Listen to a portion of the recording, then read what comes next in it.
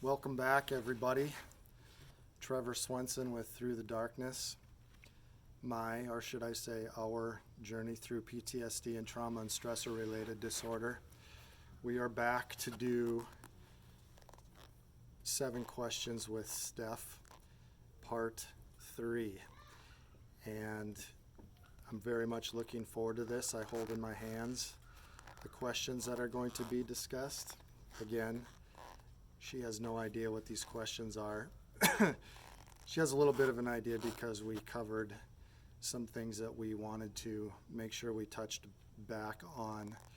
And we'll start out with the first question from a spouse's perspective is, what has really helped you through this process? What has really helped me through this process is understanding that my identity is tethered to my Creator. As the wife who is enduring PTSD with her spouse, I oftentimes feel like the rug is just pulled out from under me. It happens all the time. Just when you think maybe you're getting somewhere, sometimes you lose a little hope in the journey. The rug just gets pulled out from under you all the time. And it's important to me to know what my identity is, and so that I can stay strong and healthy. And I couldn't do this journey alone, and if I hadn't leaned on my identity being in my Creator, I don't think I would have made it through this journey nearly as well. What are other resources that helped you? I studied. I went to grief counseling.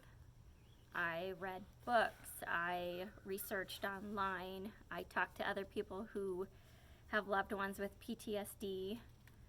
I had a mentor that constantly checked on me and still checks on me to this day. I went to a group where we all talked about our loss. We went to a grief and loss group, and we talked openly about our need to mourn our spouse that has PTSD or other illnesses. That was a really hard one for me. How about going to the appointments? Was that helpful? Oh, yes. I found it very helpful to go to the appointments. But I will add, if you do go to the appointments, try not to dominate them. Be in the room, listen, validate where needed, but try not to overtake the meeting. Fill in the holes. I think that's what she did incredibly well as the spouse and as somebody living with somebody with PTSD, is filled in the holes that I couldn't remember. Because you will find, at least I have found with PTSD, that your memory and your concentration are both affected negatively, whether it be specific examples of the trauma, whether it be just your overall level of ability to concentrate, whether it be reading or whatever it might be, is affected for the negative. And so she's a hole plugger, is what she is, and did a fantastic job as far as that's concerned. We wanted to talk about kids, and what we did to make this as real as possible is that we asked our 3 kids openly, what have you seen in the PTSD journey? And we want blunt answers. We want the bad that has come from it. We want the changes that you have noticed, and we want your insight.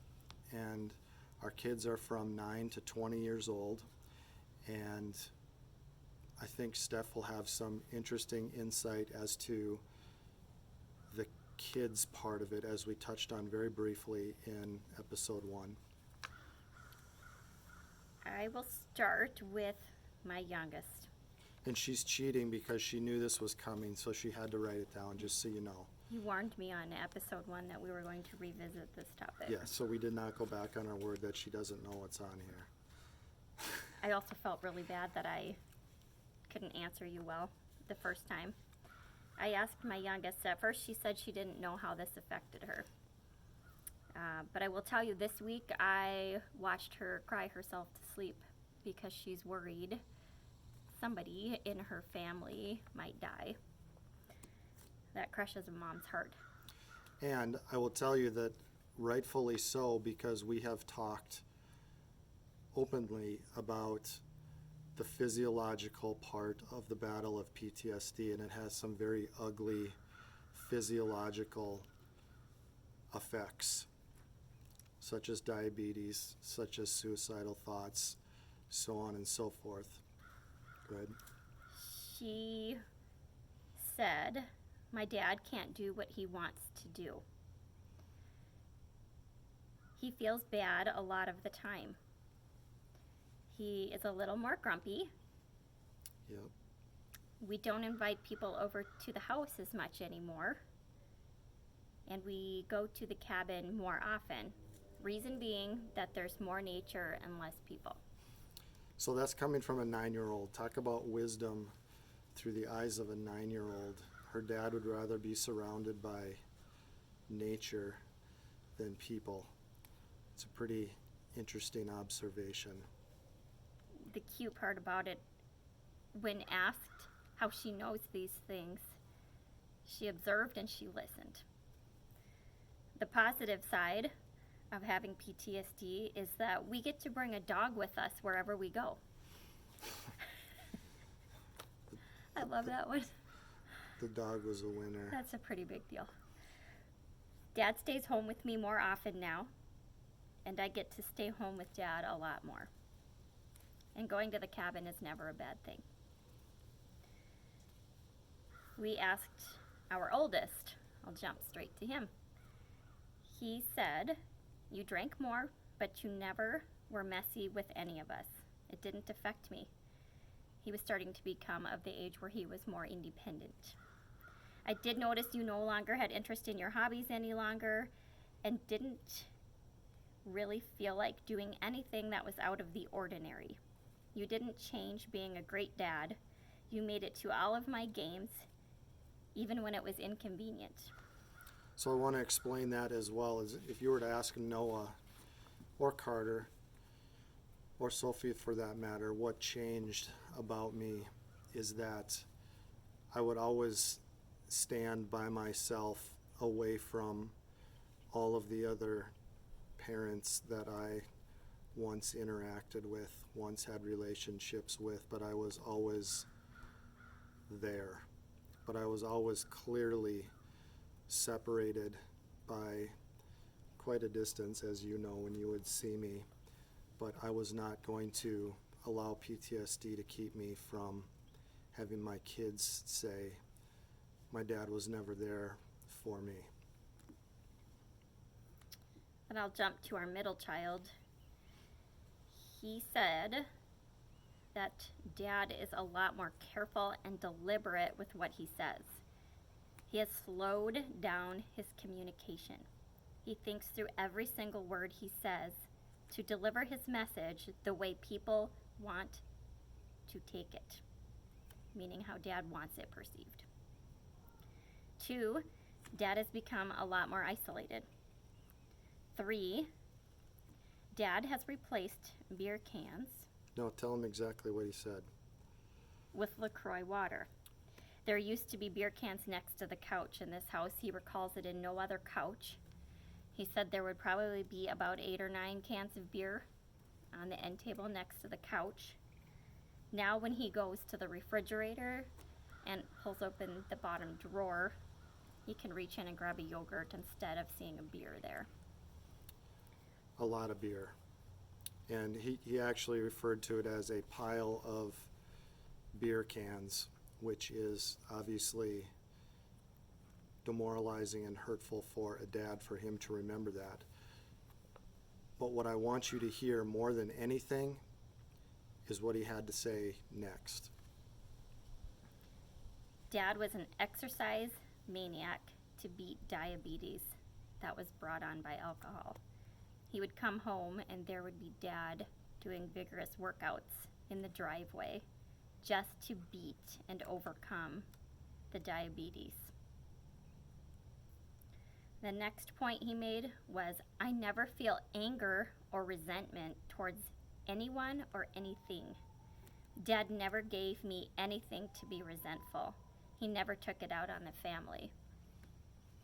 So the impactful part of the response of my middle child that summarizes is, if you take nothing else from tonight's talk, is that he saw a dad that instead of being identified by alcohol, he saw now being identified as overcoming alcohol and putting on running tights and running shoes and meeting him in the driveway after wrestling practice when it was 25 below zero.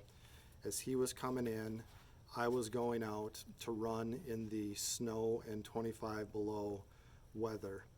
That is what he remembers about my battle with PTSD. And the reason that that's important for those of you listening to this is that kids are resilient, and it's all about what you do with the PTSD, not the ravages that it will bring on your family. What are you going to do with the alcoholism? What are you going to do with the diabetes? What are you going to do with the anger? What are you going to do with the isolation? What are you going to do with all of these things that show themselves in such a big way? That's the question, and that's what I want you to, that's what we want you to think about as we go to this next question. What was the hardest season of the entire PTSD battle? So it's been over 10 years developing, fighting, diagnosing. What was the hardest season? I don't like this question. I almost lost my spouse to PTSD this past year. And while you might wonder in episode 1 why I didn't say I didn't see it coming, I would argue maybe there was a part of me that did see it was coming, and I begged and tried to do everything in my power not to see that part of PTSD come into our story, but it wasn't in my control. And I would say the actual most difficult part about that is the forgiveness aspect towards everything and anyone that had any kind of part. And I'm still working on that. And I think I will have quite a testimony when this is over, but I'm going to tell you my heart is still absolutely broken, and I'm working on it. So what has been healing to you through all of this? The most healing part is that my husband wants to be well, and I'm not fighting this battle alone. You want to be well. And we communicate. We communicate more now. And communication completes a healing cycle. When you speak into me, I understand you, and when I respond back to you, you understand me. But it takes a lot of the layers of grief off when you can have open communication, because before it was just suffering in silence and suffering alone. And that doesn't work, because all that hurt stays stuck in your soul. It needs to come out and be exposed to the light. And the fact that we have exposed this PTSD into the light instead of the darkness, we have been honest with this journey we're on. We couldn't have been honest any earlier. I would say it was honoring keeping it quiet for a long time, And now actually talking about it and exposing it to the light is now honoring our next phase. Talking about it is always honoring, because it's honoring the suffering, it's honoring of the first steps that were taken, it's honoring of the healing that is on the way, it's honoring of the victories, it's honoring of the people that have jumped on board and have been such fantastic lions in our pride, if you will. It's just honoring all around. I would agree with that.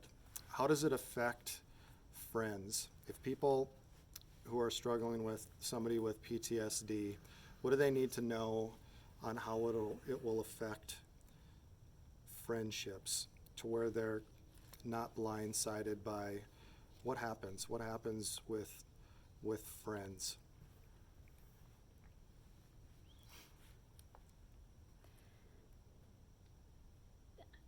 I would say that friends don't always understand what's going on, and I can fully understand and relate to that because I didn't always understand and know what was going on. And so the friends see us pull back. One of us can pull back. Say if you need to isolate and you are unable to attend, and as the spouse I choose to attend, sometimes it would make Trevor look bad, and I didn't have the words to explain why I might live right next door and I'm over here for dinner that you invited us to, but Trevor didn't make it over here. And that happens a lot more often than I'd like to admit to. Our friends hurt along the way.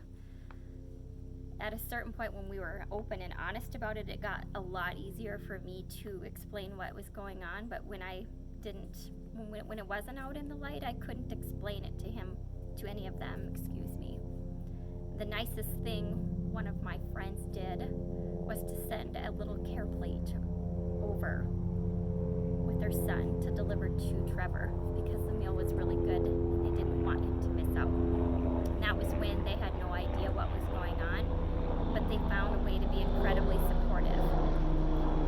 And I have actually one more thought on that. If I can keep my train of thought, Trevor can wing it a lot better than I can.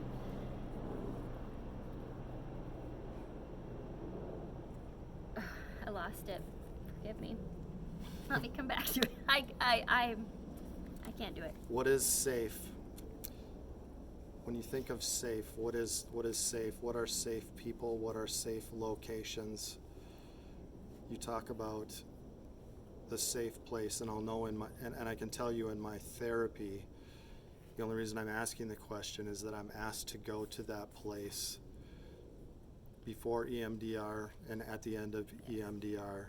I'm asked if I go there between sessions, what makes a place safe and people safe? And we'll close with this question. Safe place is you surrounded by the beauty of nature, by the small pond, surrounded by the trees in the woods, having that buffer of nature. Am I correct? And safe people are people that love regardless. They don't say things that are invalidating, like, oh, that's too bad, or that wasn't my experience, or I had X, Y, or Z happen and I'm fine. I'm fine. People that don't make invalidating comments like that. People that genuinely ask but listen instead of judge. They ask simple questions to understand, but not to judge or use it against the survivor. I'll add to the safe place as well. A safe place is insulated. Insulated from triggers, insulated from people, insulated from the things that are keeping you from healing. Not isolated. It may appear to be isolated, but it's insulating, and there is solitude, and there's a big difference between being insulated from the things that are just too much to handle and taking a woods bath is what I like to call it, is literally allowing yourself to take in the simplistic beauty that God has surrounded us with and get away from the things that are so unhealthy in your journey with PTSD. I want to thank my wife. We're going to do part 3, so I'm not being rude and cutting her off. I want to thank you very much for joining us tonight, and we're looking forward to walking through the darkness, not staying in the darkness, not setting up camp in the darkness, and talking further about this and shining a bright light on PTSD in hopes of giving people hope and encouragement that we will make it through this journey and we will see our better days ahead of us. Thank you for being with both of us.